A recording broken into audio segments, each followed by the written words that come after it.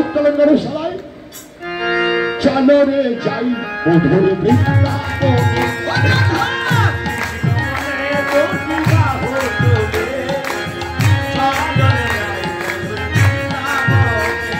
কৃষ্ণ বলে বাহুর তোলে চলো রে যাই মধুর বৃন্দাবনে